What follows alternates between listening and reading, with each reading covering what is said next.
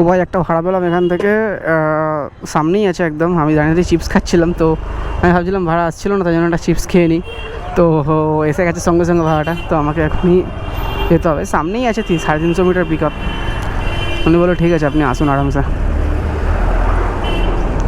উনি যাবেন আলিপুরের দিকে, তো জাম রাস্তা ওখানেও।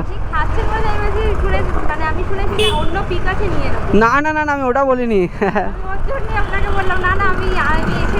না না না না না না, আমি সামনেই ছিলাম, ওই যে দোকানটা ছিল না, ওখানে দাঁড়িয়ে খাচ্ছিলাম। আরে ঠিক আছে ঠিক আছে ঠিক আছে, কোনো অসুবিধা নেই, আমার খাওয়া হয়েও গেছিলো।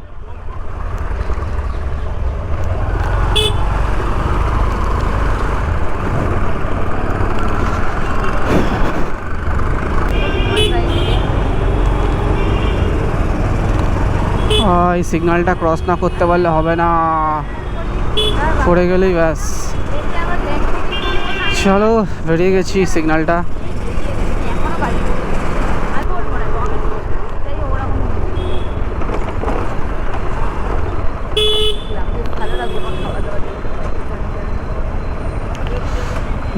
এই সিগন্যালটা পড়তে হলো, 78 সেকেন্ড বাকি এখনো। চলো ভাই, রাসবিহারি ক্রস করে গেলাম ফাঁকায় ফাঁকায়। বাসের লাইনটা বেশি এখানে, হ্যাঁ বাইক সব জায়গা থেকে বেরিয়ে যেতে পারবে, কোনো অসুবিধা নেই।